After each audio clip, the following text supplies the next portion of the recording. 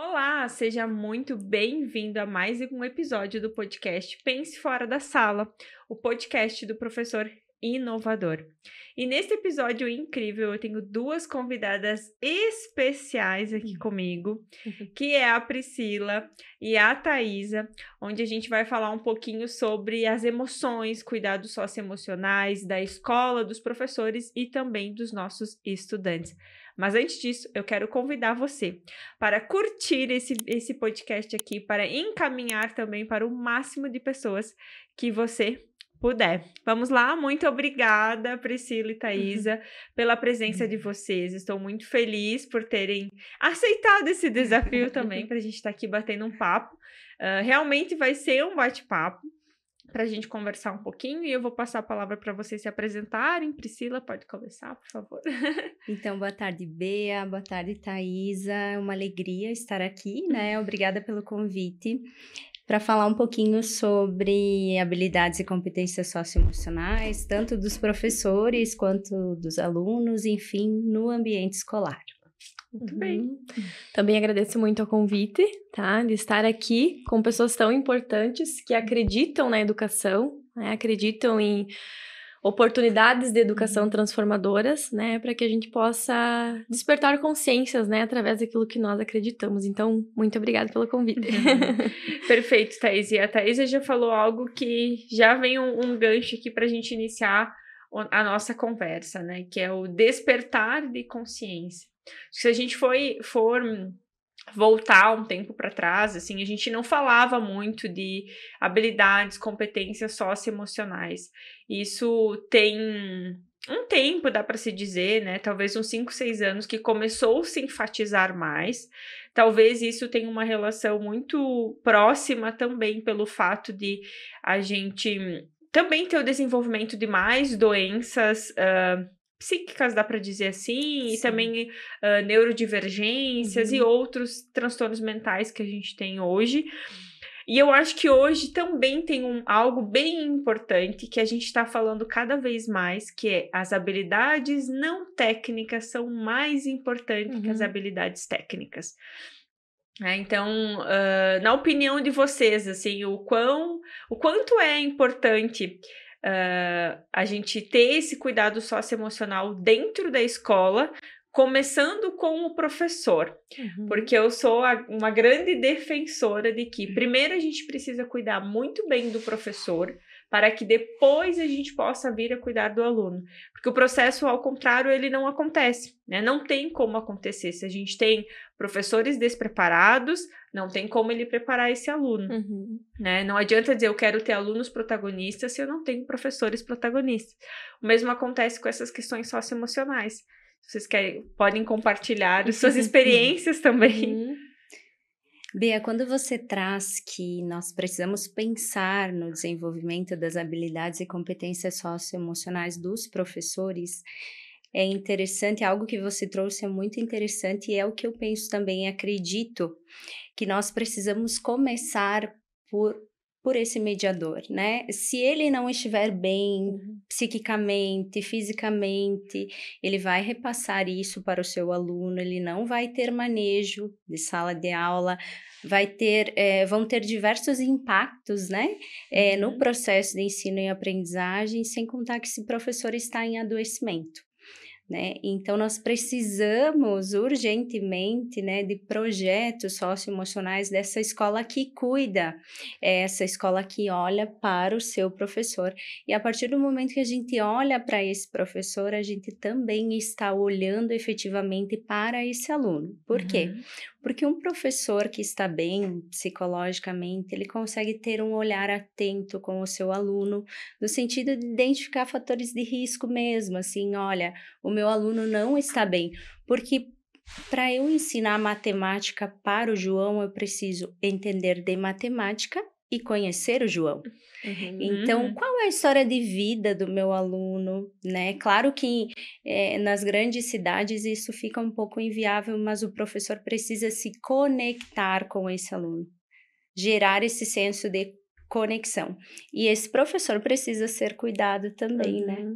Exatamente. Então, acho que quando a gente fala, né, das habilidades e das competências socioemocionais, é um tema, como você disse, que se a gente considerar, né, pouco, ele vem sendo olhado de fato, e ainda muitas pessoas têm um pouco de dúvida, né, que realmente são essas habilidades, o que realmente são essas competências, como trabalhar, né, e eu acredito que a importância de estarmos aqui para dizer o quanto isso importa e o quanto a educação, a escola, o professor, ele precisa olhar para isso, porque nós, como mediadores da infância, né, seja professores ou até outros profissionais da infância também, ou pegando a educação, nós estamos sendo convidados, né, é um convite obrigatório, não tem muito como escolher não, né, é um convite obrigatório para olhar para isso, né, não há mais como não olhar para entender que eu preciso gerir a minha emoção, ter habilidades de autoconfiança, de empatia com o meu aluno, com a história de vida dele, né, como a Pri falou.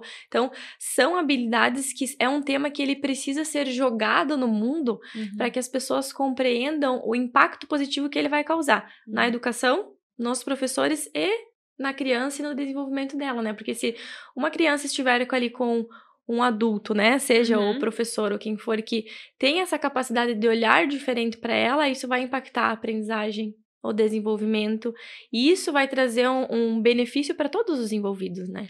Com certeza, e trazendo aqui a importância do professor, de fato, na vida daquela criança, ou daquele adolescente, daquele jovem que está ali, algo que a gente vinha até comentando nos minutos antes do nosso encontro aqui, entrar ao vivo, né?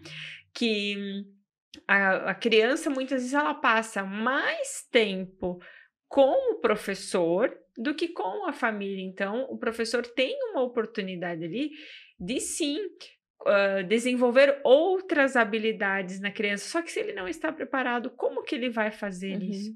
E você trouxe algo bem legal, assim, da questão da empatia. Né? E aí eu quero fazer uma pergunta para vocês duas. O que de fato é empatia dentro da sala de aula, dentro de um ambiente escolar? A empatia é colocar-se no lugar do outro, né? É o entender que talvez, vamos falar um pouquinho da questão da violência na escola e do bullying, né? Que nós temos casos alarmantes aí em todos os contextos educativos. Refletir sobre o impacto que as minhas ações têm naquela outra pessoa, né? E eu não faço para o outro o que eu não gostaria que fizessem para mim. Então, na minha percepção, a empatia é isso, é colocar-se no lugar do outro. E também conseguir entender, né? Aqui a gente tá falando um pouquinho da criança, mas como o docente, ele está em todos os contextos, né? Na infância, na adolescência, no contexto acadêmico, né, com no outros adulto, no na adulto, vida adulta, enfim, a gente então sempre tem um professor, né? Exatamente, o tempo todo, né, estamos nesse processo com um professor que é um mediador nosso, né?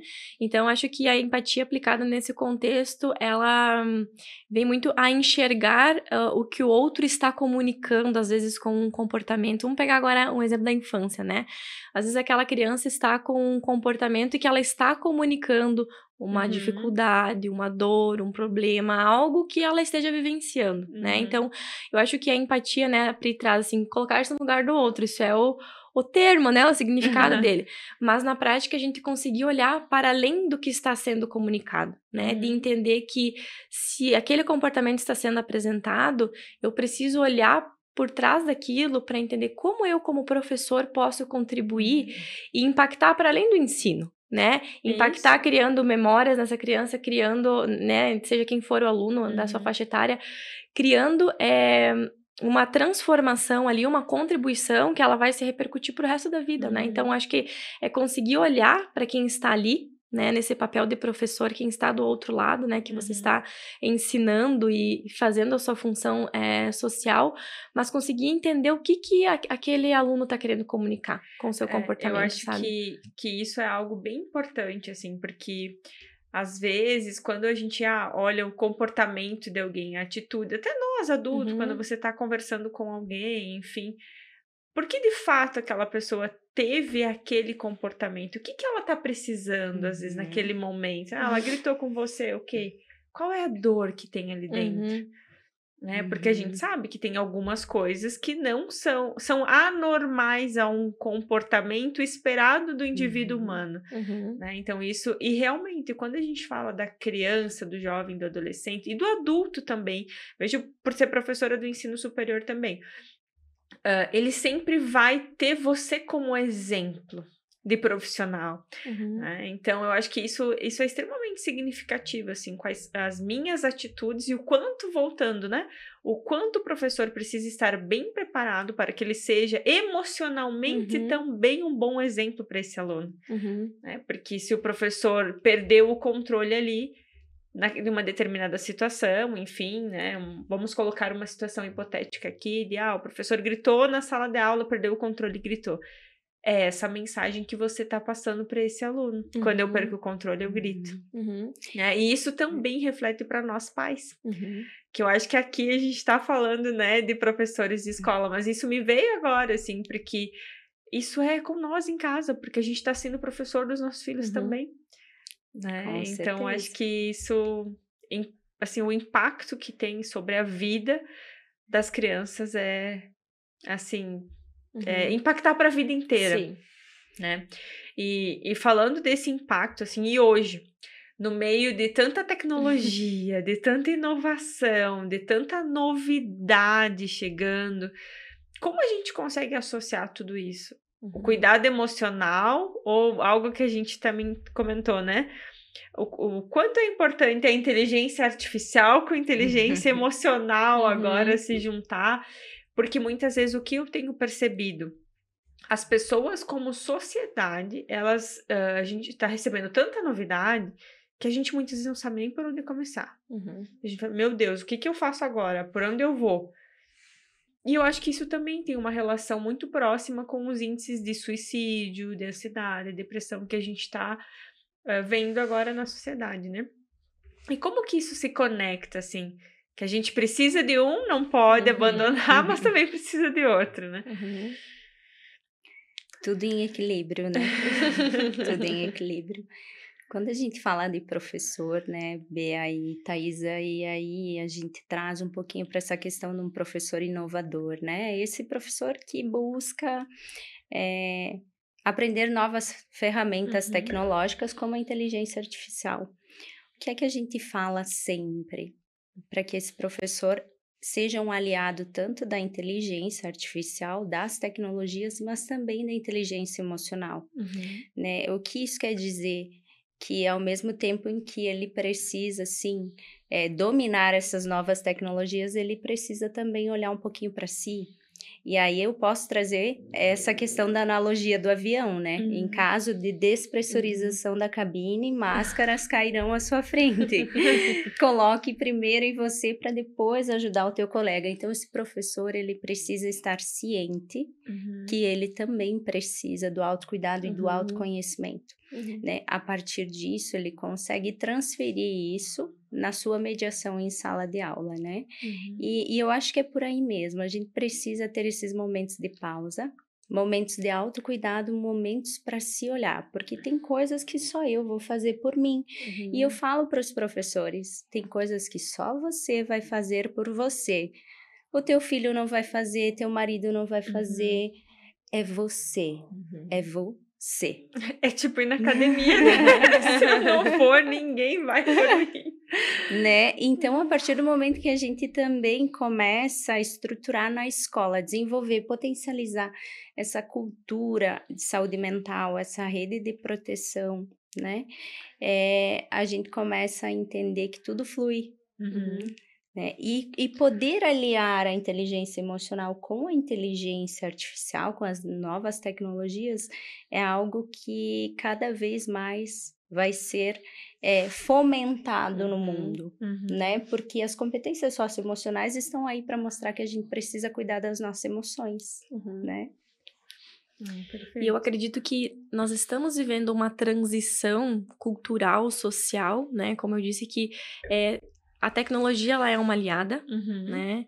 E as habilidades e competências socioemocionais também, né? Então, como a Peri trouxe, o professor precisa olhar, né, para esse processo em conjunto, e não só o professor, as lideranças, né, das escolas, dos espaços educativos, né, para poder também dar subsídios para que esse professor tenha no seu ambiente de trabalho esses momentos, né, ou ele saiba, eu preciso desse suporte, como eu posso qualificar a minha prática, né, hoje quando a gente fala assim, até pensando no professor, às vezes o pedagógico, indiferente da faixa etária que se trabalha, por vezes ele fica em segundo plano, porque em primeiro plano o professor precisa dar conta da emoção daquele indivíduo que está ali na frente dele, das situações que fogem do controle, né? Então, o professor também precisa desse suporte, né?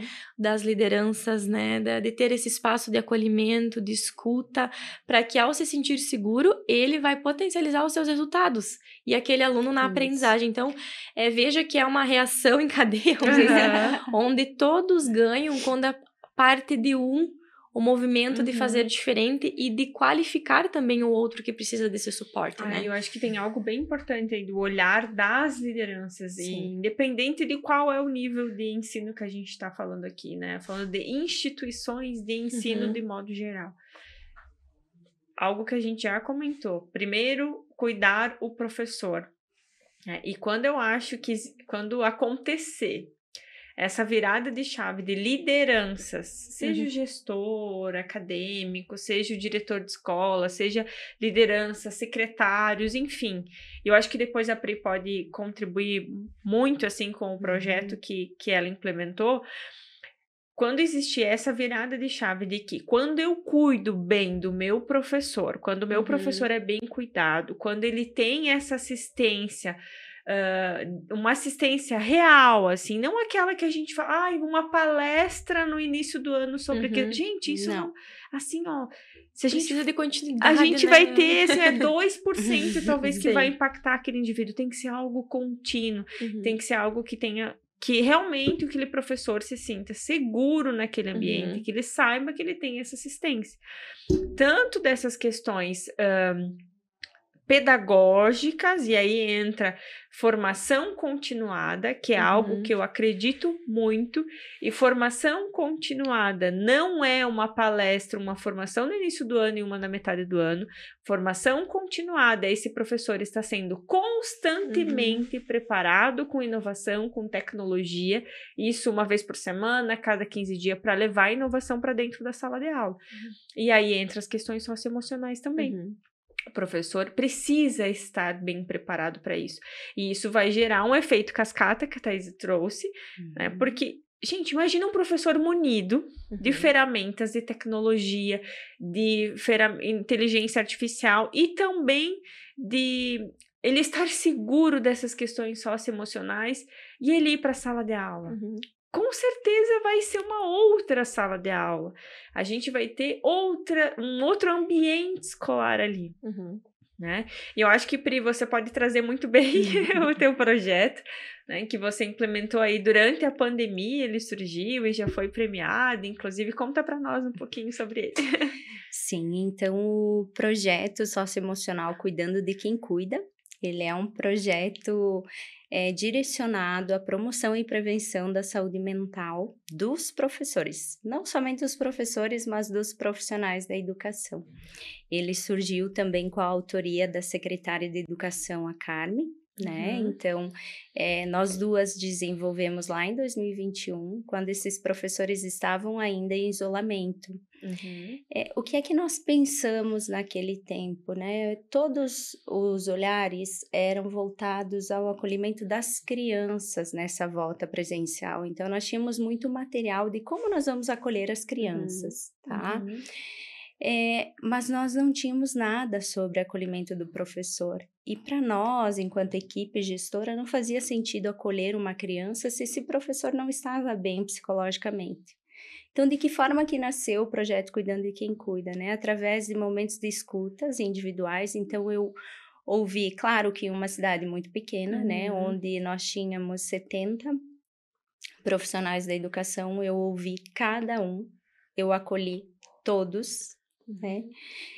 E a partir disso, do mapeamento socioemocional, nós tivemos o raio-x da saúde mental da equipe.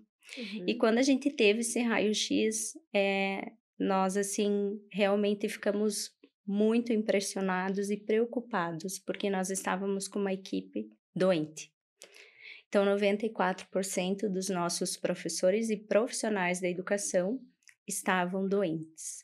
E olha que interessante, Bia, o que mais causou impacto negativo na saúde mental deles? O uso das tecnologias de uma forma muito rápida, muito brusca. Sem capacidade, sem qualificação. Não capacidade, sem qualificação, né? Isso.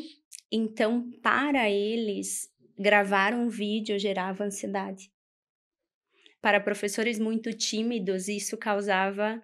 eles não dormiam à noite pensando que eles teriam que fazer isso, né? Porque a educação precisava chegar para as crianças. E aí a importância de cuidar de quem cuida, né?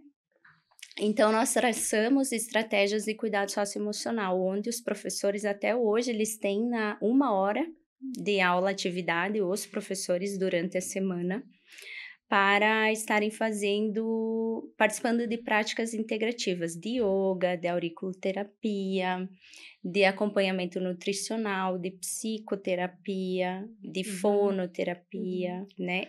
E os profissionais da educação também. Então, por exemplo, auxiliar de serviços gerais. Eu chego 8 horas no meu trabalho, eu vejo que das 8 às 9 eu tenho pouca demanda, então eu posso ir para o yoga, por exemplo, né? Ou vou fazer auriculoterapia, ou eu vou para psicóloga. E a gente sentiu, sim, né, resultados muito positivos na equipe. E nós mudamos totalmente a nossa forma de conduzir. As formações pedagógicas, por exemplo, nós não chamamos mais de parada pedagógica, né? Que é o nome comum, né? Então, jornada de educação e cuidado socioemocional. Temos momentos de pausa. A Bea já fez formação lá, então ela sabe, por exemplo, nós temos um momento de estudos, mas a gente tem um momento de cuidado socioemocional, né? Então, a gente sempre procura aliar isso. E aí vem o acolhimento, né, Pri? O professor... Porque, assim, vamos olhar para nós, quanto seres nessa terra, né? A gente não quer só trabalhar, a gente quer... E tem aquele dia que a gente vai querer chegar em casa e a gente quer só... ficar um pouquinho quietinho na nossa, para aliviar. Outro só quer chegar para uma amiga, para o marido e dizer assim, eu quero chorar um pouquinho que não tá legal, né? Então, o quanto isso... Eu vejo o impacto disso, porque às vezes o que eu percebo hoje? Que o professor se sente sozinho, né? Que as cobranças que vêm para o professor resultado. Passou, não passou, o aluno, resultado, fez... Cumpriu ementa, cumpriu. Mas e o resto? Né? E isso a gente já falou várias vezes aqui, o quanto isso vai impactar no processo formativo. E a partir do momento que a gente tem o professor bem cuidado, bem preparado, o resultado vai vir de forma natural. Vai ser natural o resultado que vai vir. E eu acho que Vargião é um grande exemplo disso, de formação continuada. Hoje a gente tem projeto implementado lá de inovação na educação, né, que semanalmente os professores recebem conteúdo sobre inovação da educação, sobre ferramentas para aplicar, né, o quanto isso realmente é importante também para o professor estar sendo munido de ferramentas, né, sendo munido, e aí tem esse cuidado socioemocional e sendo munido de ferramentas. Então, ele vai se sentir preparado para enfrentar as dificuldades lá dentro da sala de aula, né? E imagina se todas, né, as cidades, se todos os espaços pudessem ter acesso a isso. É a potência que a educação pode se tornar, né? E eu percebo, Bea, que depois da formação continuada em inteligência artificial, porque logo quando a Bea iniciou, nós já contratamos ela para formação continuada. Então, os nossos professores saíram na frente, tá? Hoje, muitos professores estão se movimentando nesse processo de inteligência artificial, e que bom! E a gente conseguiu sair na frente. E isso também é vantajoso. E o quanto a inteligência artificial impacta positivamente na saúde mental dos professores. Nossa, uau! Tá? Na sobrecarga. Planejamento, atividades, metodologias ativas, atividades mais atrativas, dinâmicas, né? Alunos motivados, engajamento em sala de aula, manejo em sala de aula, aprendizagem significativa. Tudo isso aliado, né, à saúde mental. Exatamente. Inclusive, tem um estudo que foi feito pelo Centro de Tecnologia Educacional americano, onde eles avaliaram 2.000 professores que utilizavam inteligência artificial. E eles verificaram que os professores que utilizam inteligência artificial no preparo de aula conseguem economizar 5 horas por semana. No preparo, 5 horas por semana, gente, é 1 hora por dia. É a hora que o professor pode fazer um yoga, que ele pode, ou simplesmente assistir uma TV, se ele curte, se aquilo é um escape para ele emocional. Então, o quanto realmente a inteligência artificial está impactando positivamente a vida dos professores, a vida das pessoas de modo geral, que a gente consegue economizar muito tempo, colocar a inteligência artificial, trabalhar pra gente realmente. Né? Hoje eu falo, eu sou uma pessoa que eu não faço quase mais nada sem inteligência artificial. Não tem porquê. Sim. Não faz ela sentido. Está ali para, eu acho que parte muito das pessoas terem a consciência que ela está para contribuir. Isso. Acho que as pessoas têm que ter esse ponto de vista, né, do quanto ela vai contribuir, facilitar processos, gerar facilitadores, gerar saúde mental, né? Eu acho que essa consciência as pessoas, o profissional precisa ter dessa ferramenta, né? Exatamente, porque são inúmeras ferramentas. Sim. E o poder que ela tem, se de fato o ser humano usasse a inteligência artificial da forma, do poder que ela tem para a produção de conteúdo do nosso dia a dia, é algo que mudaria as nossas vidas, com certeza, positivamente, porque a gente vê, né, todo mundo fala, eu tô com sobrecarga de trabalho, eu tô com muita atividade, e o professor, às vezes eu ouço muito, mas eu não tenho ideia para fazer uma coisa diferente na sala de aula. E aí eu sempre dou esse exemplo, né? Nós 3 aqui temos um problema para resolver. Eu vou resolver da minha forma, vou dar a minha opinião diante das minhas experiências, a Priscila e a Thaisa das suas, né? Se a gente se junta, daqui a pouco a gente pode somar as ideias e ter uma outra grande ideia. Agora, imagina quando a gente se junta com a inteligência artificial, que é quase infinito aí a potência dela em produzir atividades, em dar sugestões de conteúdo e, enfim, fazer música, né? Fazer música de conteúdo é um exemplo que a inteligência artificial pode fazer e levar animação para dentro de uma sala de aula. Os alunos realmente ficam mais empolgados e felizes, né? Vídeos personalizados dá para fazer. E isso começa a impactar também em algo que eu tenho sentido muito, eu tenho ouvido muito isso do lado dos pais. E eu acho que vocês também com a Escola das Emoções podem contribuir com isso. Porque hoje, o que a gente vê já de dados no Brasil? Que o Brasil tem um índice de evasão escolar alarmante. Tanto ensino médio quanto ensino universitário. Talvez sejam alguns dos piores do mundo. E o que está acontecendo que as nossas crianças, jovens e adolescentes não querem mais ir para a escola, não querem mais frequentar uma universidade? E eu estive recentemente fazendo uma palestra na Semana Paranaense de Inteligência Artificial e eu tive um casal, eu falei sobre inteligência artificial na educação, tecnologia, inovação, e aí teve um casal de pais que me falaram, olha, a gente tem um filho de 12 anos e ele não quer mais ir para a escola, ele vai na melhor escola da cidade, a gente dá todo um suporte, ele não quer mais saber de ir para a escola. Ele fala que é chato ir para a escola. Mas por que é chato ir para a escola? E aí entra a questão das emoções das crianças. Por que talvez as crianças não estão mais se vendo, se encontrando? Eu acho que vocês também que trabalham com crianças podem falar um pouquinho mais sobre isso. Eu acredito que vamos usar o termo, essa nova configuração da infância, né, que mudou, isso é histórico, é cultural, é evolutivo, né, como nós falamos antes do ser humano. Esse tipo de ambiente, a educação como ela foi pensada, né, sem passar por transformações, ela não está acompanhando esse processo evolutivo da espécie, né, da infância, da adolescência, enfim. E as crianças, né? Vamos pegar agora as crianças lá, a base, né? Elas precisam de um ambiente de profissionais, além de ter profissionais qualificados que consigam as olhar, as entender como, né, um ser humano em transformação e usar uma abordagem que facilite o seu processo, né, de desenvolvimento, que construa confiança, que ela se sinta segura e que ela possa se desenvolver de uma maneira mais saudável. As crianças, elas sentem falta nesse processo evolutivo desses ambientes acolhedores, porque não cabe mais.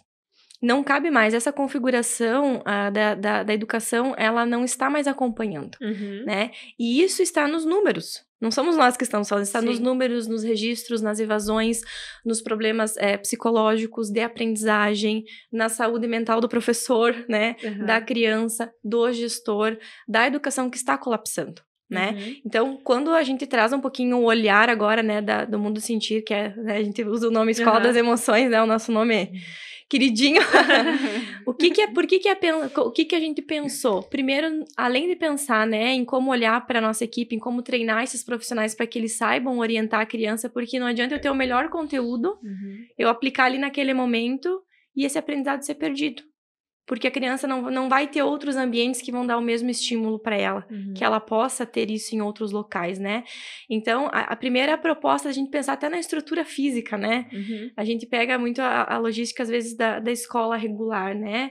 Tudo tem horário, tudo tem... Não que não precise ter, mas a forma como os espaços são pensados, enfim. Então, acho que o problema, ele é muito maior, né? Ele é muito sistêmico, mas a gente tem que começar...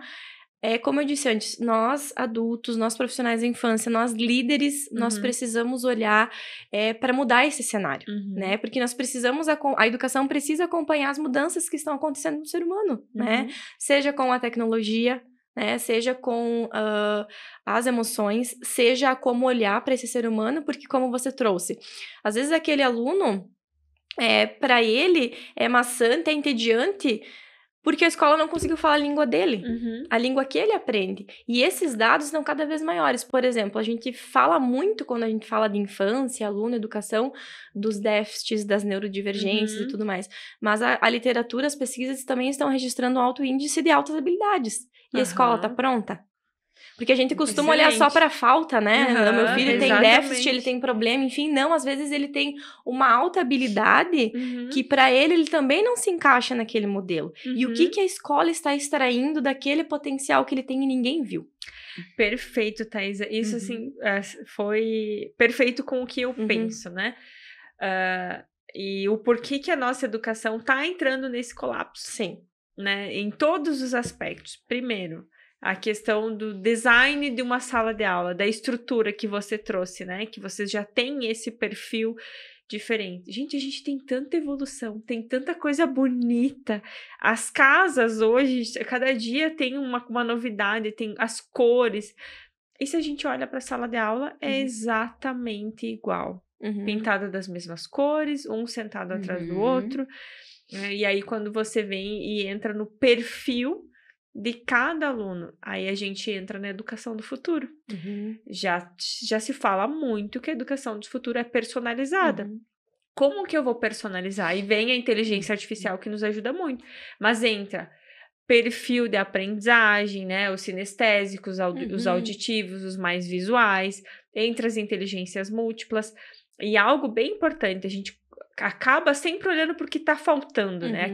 Aquela mesma coisa, tudo deu certo, deu um erro agora, parece que o mundo caiu, né? E a gente não está olhando para as altas habilidades. E a gente tem muita criança com alta habilidade.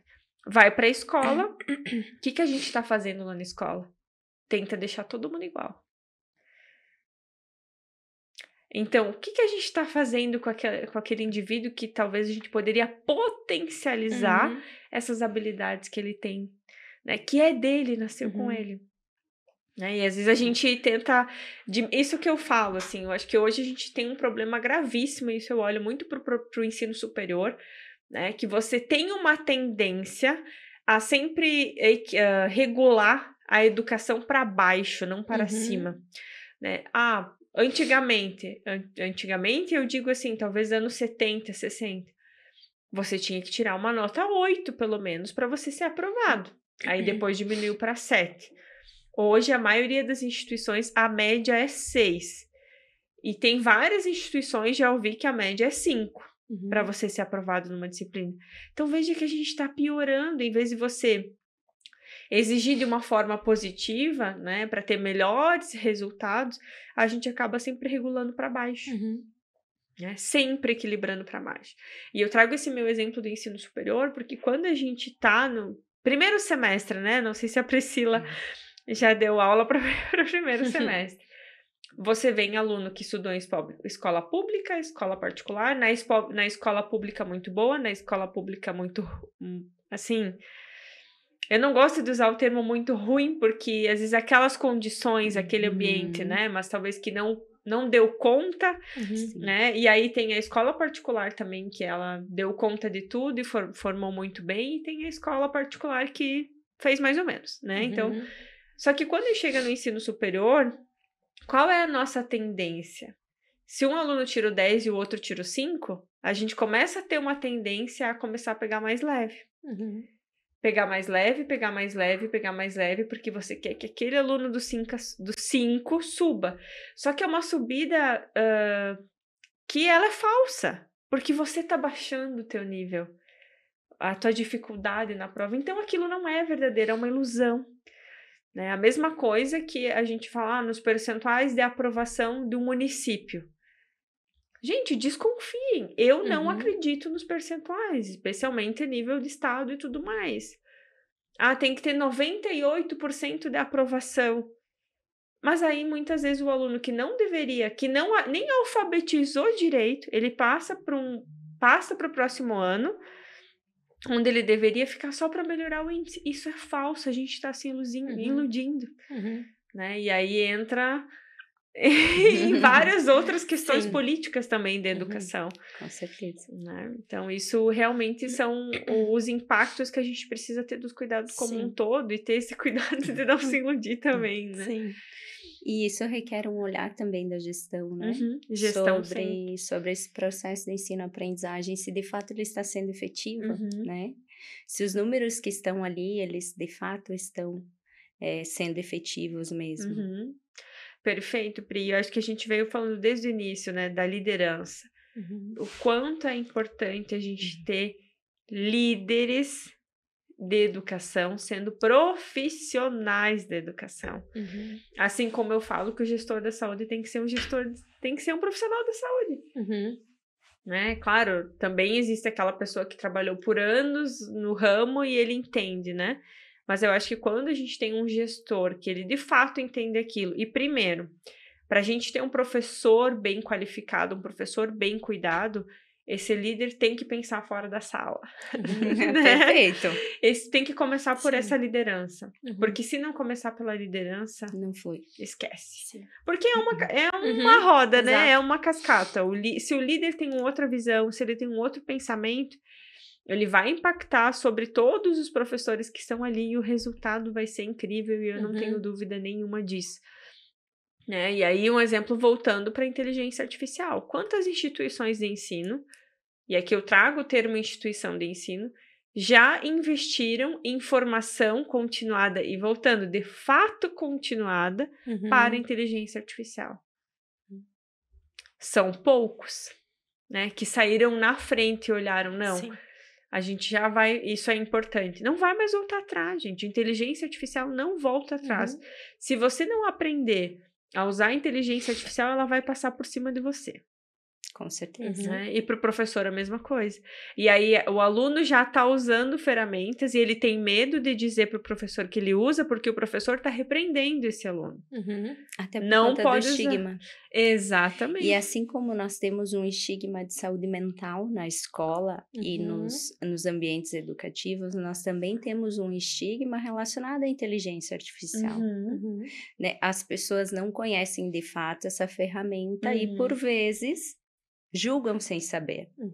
Perfeito, perfeito. E aí entra naquela questão, né? O professor proíbe, ou é norma às vezes até institucional, não pode usar, mas ele vai usar igual. E eu tenho sentido que muitas vezes esse não usa é porque eu também não sei usar. né? E aí, hoje o mercado de trabalho exige. Uhum. Se a gente for olhar para o LinkedIn, a primeira habilidade e competência exigida hoje é a inteligência artificial. Então, a gente precisa formar indivíduos em todos os níveis agora, falando sobre inteligência artificial. Uhum. Qual é o impacto, né? E eu falo, pode ser que eu queime muito a minha língua, mas eu tô falando desde o início do ano. Esse ano, eu tenho certeza, assim, quase certeza, vou falar o quase, né? Que o Enem, a redação vai ser sobre inteligência artificial. Aspectos éticos do uso da inteligência artificial. E aí, o quanto você está trabalhando inteligência artificial na sala de aula? Né? No ensino superior. Não adianta formar hoje um profissional sem habilidade de inteligência artificial. Você não está formando ele para o mercado, sinto muito. Uhum. Que o mercado já está pedindo. Uhum. Né? Eu quero profissionais com inteligência artificial. E aí eu já estou vendo também, sentindo uma preocupação dos próprios alunos, né? Os adultos que estão no ensino superior preocupados que não está tendo isso em sala de aula. E eu estou recebendo, inclusive, vários contatos nas minhas redes de alunos, falando, olha, será que eu posso fazer algum curso teu, alguma coisa, mesmo que é para professor, porque eu preciso aprender e os meus professores não estão trabalhando isso. Né? E o quão isso é importante, né? Uhum. E é a mesma coisa as habilidades e as competências socioemocionais, né? Uhum. Nós temos uma base nacional comum curricular que preconiza, nós temos diversas leis, né? Enfim, subsídios, mas parte muito da gestão, como a gente conversou. Tem que ser uma liderança socioemocional, aquilo precisa fazer sentido para ela, porque eu particularmente já fui em várias reuniões com secretários de educação, onde 2, 3 estavam preocupados com a saúde mental do professor, aquilo fazia sentido para eles e para o restante não fazia sentido. Aí o que aconteceu? Violência na escola. Aí todo mundo queria projetos socioemocionais, né? E que não seja assim com a inteligência artificial, que a gente possa se antecipar sempre, né? Porque isso também é inovação. Com certeza. E o quanto, né, Bia, você falou antes dos índices de evasão, né? Os alunos que não querem mais ir para a escola, enfim. Porque muitas vezes aquele aluno sabe mais que o próprio professor, aí se inverte a lógica, né? E aí fica esse processo de exclusão, de repressão, onde, imagine se essa criança que já está conectada, né, com a inteligência artificial, com a tecnologia como um todo, porque isso é natural da evolução, né, que nós estamos vivendo, ela tivesse esse respaldo, essa referência naquele professor. A potência que isso poderia, né, trazer para o desenvolvimento de todos. E aí vocês imaginam que hoje muitos pais acabam utilizando a inteligência artificial nos seus trabalhos já, comentam sobre esse termo, e a criança já está ouvindo sobre isso, ou enfim, jovem, adolescente, e quando ele chega na escola, isso parece que é algo que não existe. Eu fico pensando na minha filha, né, que daqui 2 anos ela começa, 1 ano e meio, ela começa o processo de alfabetização. E aí a gente já fala, né, da alfabetização digital também. E aí eu fico pensando, meu Deus, como é que vai ser com ela? Porque, de fato, eu trabalho com inovação da educação, eu trabalho com tecnologia na educação, então eu trabalho, e eu posso dizer isso com segurança, eu estou muito à frente, né, porque eu formo professores, hoje eu trabalho com formação de professores, né, então... qual é a expectativa de quando ela chegar na escola, né? Porque com certeza ela vai criar uma expectativa dela, né? Porque por mais que a gente tenha um cuidado também com algumas coisas, mas isso é o nosso ambiente, lá em casa é assim, então para ela é normal, né? Sim. E aí isso preocupa muito os pais, né? A gente me preocupa demais. Daqui a alguns anos, como vai ser a educação, como a educação vai dar conta de tudo isso, de formar o meu filho, né? Porque nós sabemos que, imagine se a gente comparar, né? Nós nos compararmos com os nossos pais em relação à tecnologia, né? E imagine os nossos filhos, eles também vão se comparar com nós daqui a alguns anos, e muitas vezes aquilo que a gente sabe e domina, né, a gente deseja e espera que eles dominem muito mais, então é preocupante, é um dado alarmante para nós pais, e a educação, o que espera, O que ela está preparando para o futuro dos nossos filhos? Quais são as transformações, né? E eu acho que também, trazendo para um ponto que eu tenho me preocupado muito, né? A gente está falando de educação, falando que a educação está entrando em colapso, né? A gente já tem dados que até 2030 a gente vai ter uma... me fugiu o nome agora, mas a gente vai ter não vai ter professor, né? A gente vai ter um colapso de professores, digamos assim.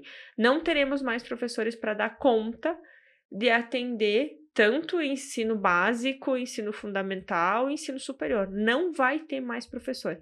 Parte, claro, de valorização, e aqui eu vou trazer um ponto bem importante que tá para mim, assim, quase absurdo já, né? Porque aí eu vou olhar um pouquinho para o ensino superior, né? Hoje, se eu formo um profissional psicólogo, ele vai passar aí 1 ano, 2, talvez atendendo no município ou atendendo com uma outra clínica, mas ele vai sair ganhando hora trabalhada talvez uns R$120.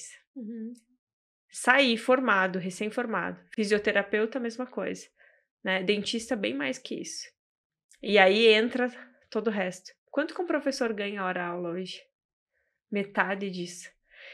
Para mim, isso é um absurdo.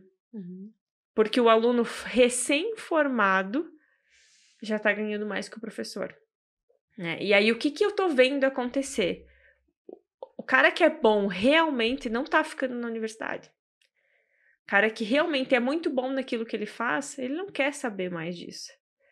Porque não é atrativo financeiramente, vamos combinar que também as coisas precisam ser atrativas financeiramente, né? Não é atrativo mais financeiramente. E aí, o que está acontecendo? Está tendo uma rotatividade gigantesca de professor. A maioria dos professores do ensino superior são professores recém-formados. E isso está impactando no profissional que a gente está formando também. Né? E aí pode ser que a gente tenha graves problemas. Então, se as universidades não olharem para os professores da forma que realmente deve olhar, a gente está fadado ao fracasso mais uma vez. Não só em metodologia de ensino, né? E não ter professor, e o professor que tiver vai ser professor muito ruim. E aí a gente vai estar com um problema que não é mais procurar a universidade mais barata, né? E daqui a pouco vai se olhar, eu quero um professor que seja pelo menos bom e que pelo menos ele me fale do mercado de trabalho. Porque eu acho que essa virada de chave eu já vejo que está acontecendo. Sim. Né? Dos alunos, eu quero aquele professor que vem me falar a real do mercado de trabalho. Perfeito. E eu percebo muito isso, assim, eles não querem mais aqueles casos clínicos inventados, aquelas histórias. Não, eles querem resolver o negócio real. Sim. Eles querem viver aquilo, porque aí a gente entra no que de fato é o ensino de adulto, que é a andragogia, que é um ensino baseado em experiências, né? Com certeza. E eu percebo isso nos meus alunos. Eles falam, professor, eu quero saber como é que é lá no chão da escola. Como que é lá? Porque, claro, a teoria ela é muito importante, complementar, mas ela não é tudo, né? E nós temos que aliar a teoria com a prática. Então, cada vez mais, como você mesma trouxe, vai se valorizar ainda mais esta questão prática, né? Esse profissional que está lá. Isso aí. E isso é uma tendência que a gente vai começar a ver também nas próprias, acho que até nas próprias crianças, assim, né?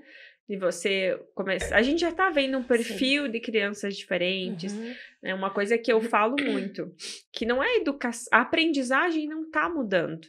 A aprendizagem, ela vai acontecer igual. A alfabetização se dá como? Da mesma forma ainda. Né? Mas o que tá mudando são as ferramentas que impactam nesse processo de ensino e aprendizagem. Né? Para a gente ter memória de longo prazo, é por repetição, isso não mudou, é a mesma coisa. Né? Então, tem que repetir muitas vezes, isso tem que estar em contato naquele ambiente por muitas vezes para aprender, para ter uma aprendizagem de longo prazo, né?